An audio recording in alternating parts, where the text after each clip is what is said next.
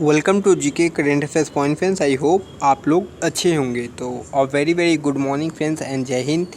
तो आज का जो क्लास है आप लोगों को पता है डेली जीके का टेस्ट होता है। जैसे कि सुबह 9 बजे आप लोगों का डेली नियमित रूप से जीके का 25 टेस्ट होता है, जो कि एक शेड्यूल बना है। आपका डेली का एक रूटीन होना चाहिए कि आप डेली 9 बजे आके ज़रूर टेस्ट ज़रूर देके जाए। कम से कम कुछ करे या ना करे ज़रूर अपना टेस्ट दीजिए और देखिए आपका कितना क्वेश्चन सही हो रहा है। तो आज भी टेस्ट है और ये टेस्ट नंबर जो है शायद 41 नंबर टेस्ट है।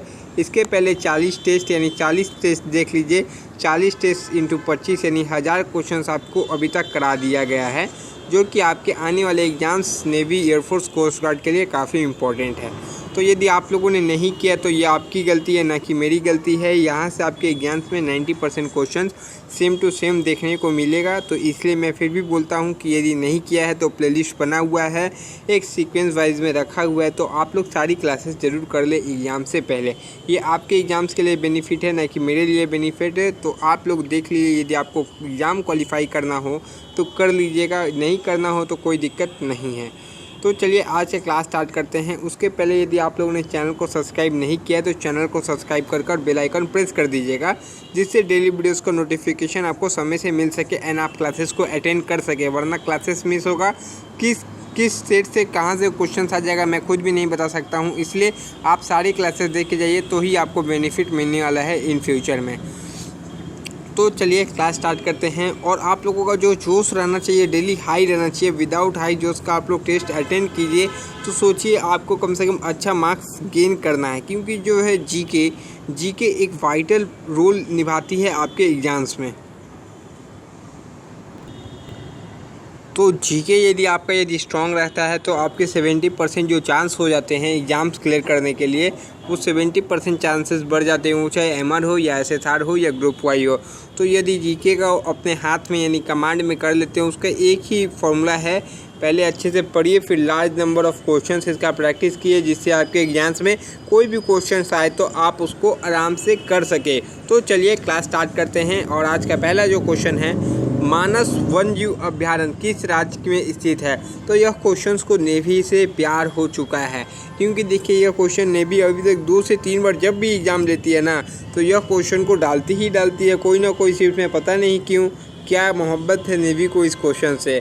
मानस वन्यजीव अभ्यारण्य किस राज्य में स्थित है? तो बच्चों को भी मोहब्बत हो गई है, सबको याद हो चुका है। अरुणाचल प्रदेश, सिक्किम, असम या मिजोरम? तो मानस वन्यजीव अभ्यारण्य असम में स्थित है। असम के सीएम और गवर्नर का नाम मुझे कमेंट बॉक्स में ज़रूर बताइए। मैंने बताया कि सीएम एंड गवर्नर से आपके क्वेश्चन एग्जाम्स में बनते हैं। नेक्स्ट क्वेश्चन की तरफ चलते हैं। और हमारे भारत में सबसे पहले सूर्य जो है अरुणाचल प्रदेश में उगते हैं। कहाँ पर? अरुणाचल प्रदेश। नेक्स्ट क्वेश्चन की तरफ चलते हैं। मिजोरम की राजधानी मुझे कमेंट बॉक्स में बता दीजिएगा। तो नेक्स्ट क्वेश्चन देखिए क्या है, अंकोर वाट मंदिर कहाँ अवस्थित है? तो अंकोर वाट का जो मंदिर है वो कहाँ पर अवस्थित है? वियतनाम में है, तिब्बत में है, इंडोनेशिया में है, कंबोडिया में है। तो अंकोर वाट मंदिर कहाँ पर स्थित है? अंकोर वाट का मंदिर जो कि काफ़ी इम्पोर्टेंट है आपके एग्जाम्स की दृष्टि से।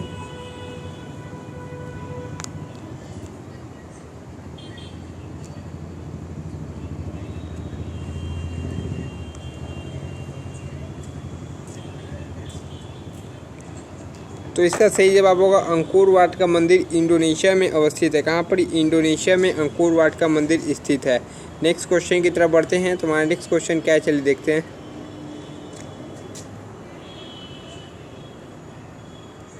द फ्यूचर ऑफ इंडिया नामक पुस्तक के लेखक है विमल जालन, दीपक चोपड़ा, अनुराग माथुर, अमिताभ घोष?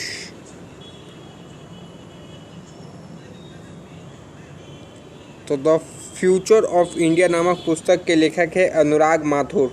ऑप्शन सी यानी अनुराग माथुर हो जाएगा। नेक्स्ट क्वेश्चन है, एता मादुदौला का मकबरा आगरा में किसने बनाया था? एता मादुदौला का मकबरा आगरा में किसने बनाया था? अकबर में, नूरजहाँ ने, जहांगीर ने, शाहजहाँ ने?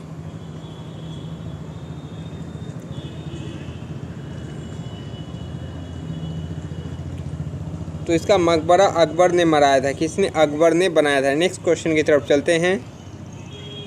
पोंगल किस राज्य का चर्चित पर्व है? पोंगल जो है किस राज्य का चर्चित पर्व है?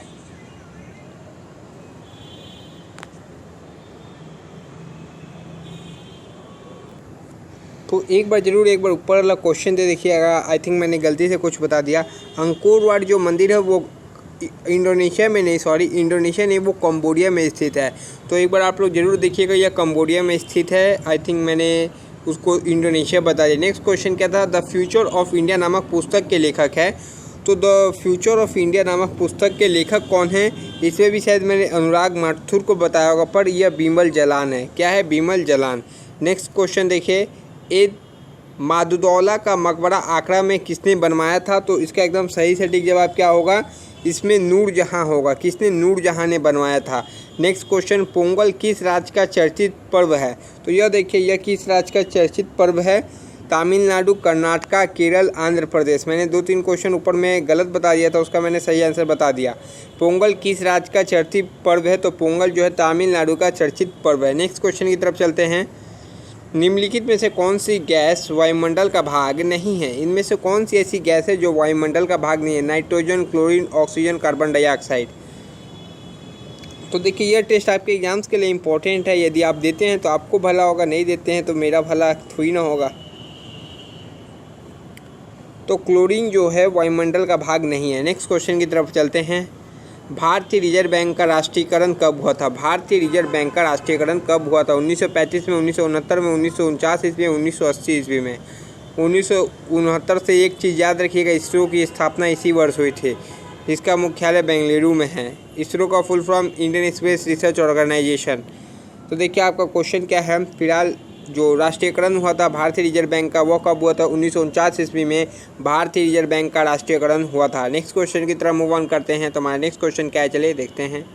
वो स्तूप स्थल जिसका संबंध भगवान बुद्ध की जीवन की किसी घटना से नहीं रहा है।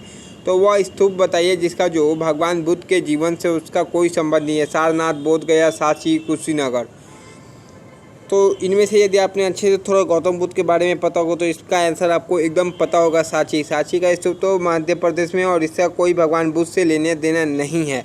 नेक्स्ट क्वेश्चन की तरफ बढ़ते हैं। तो हमारा नेक्स्ट क्वेश्चन क्या है, बद्रीनाथ धाम किस देवता को समर्पित है। शिव, ब्रह्मा, विष्णु, कृष्ण। बद्रीनाथ जो धाम है किस देवता को समर्पित है।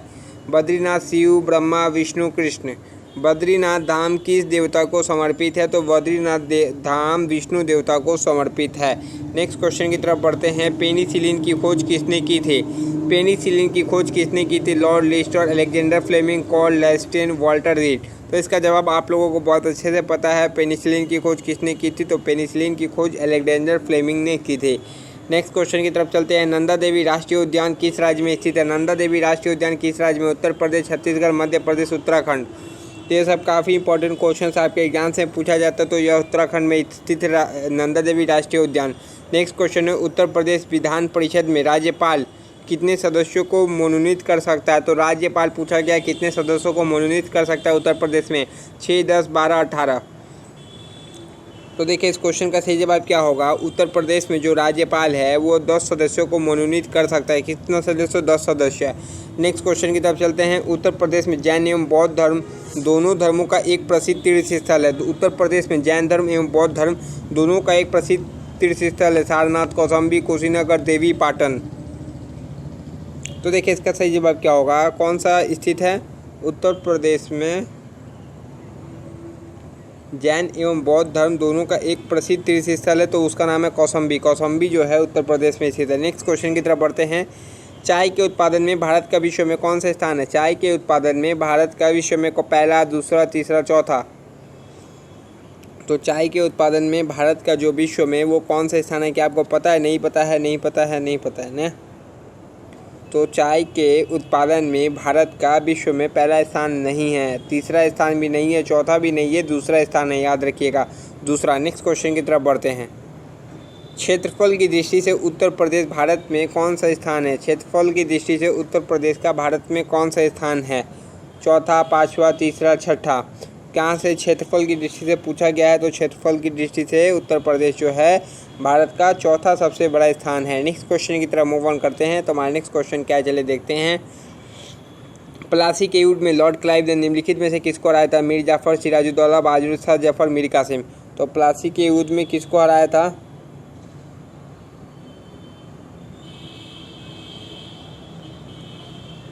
सिराजुद्दौला को हराया था। नेक्स्ट क्वेश्चन की तरफ चलते हैं। हमारा नेक्स्ट क्वेश्चन देखिए क्या है।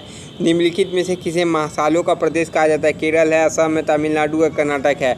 तो क्या पूछा गया, किसे मसालों का प्रदेश कहा जाता है? तो किससे मसालों का प्रदेश कहा जाता है? तो केरल को मसालों का प्रदेश कहा जाता है। नेक्स्ट क्वेश्चन की तरफ बढ़ते हैं।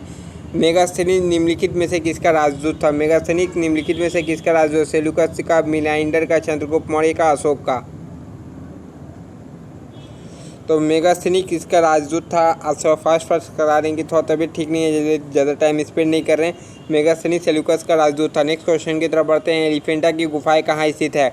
गुजरात में, महाराष्ट्र में, पंजाब में, केरल में। तो एलिफेंटा की गुफाएं कहाँ स्थित है? काफ़ी बार पढ़ाया गया क्वेश्चन है। तो एलिफेंटा की गुफाएं जो है वह महाराष्ट्र में स्थित है। एलोरा भी पूछा जाए तो एलोरा की गुफाएं भी महाराष्ट्र में स्थित है, याद रखिएगा, इंपॉर्टेंट क्वेश्चन है।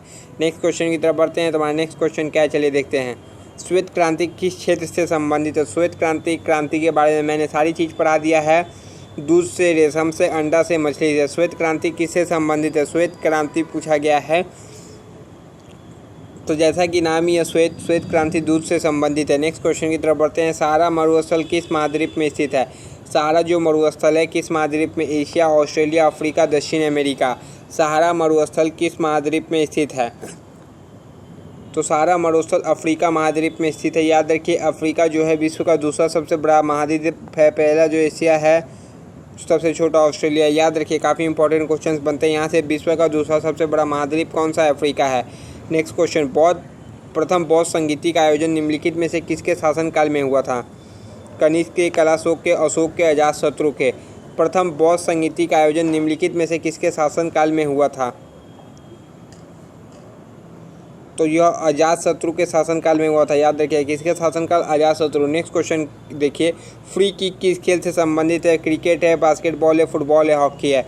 फ्री किक किस खेल से संबंधित है? तो फ्री किक आपका जो है, आपको पता होगा फ्री किक फुटबॉल में लिया जाता है, तो यह फुटबॉल से संबंधित है। नेक्स्ट क्वेश्चन देखिए। बुलंद दरवाज़ा कहाँ स्थित है? दिल्ली में, आगरा में, फतेहपुर सीकरी में, अलीगढ़ में। दिल्ली में, फतेहपुर सीकरी, आगरा, अलीगढ़।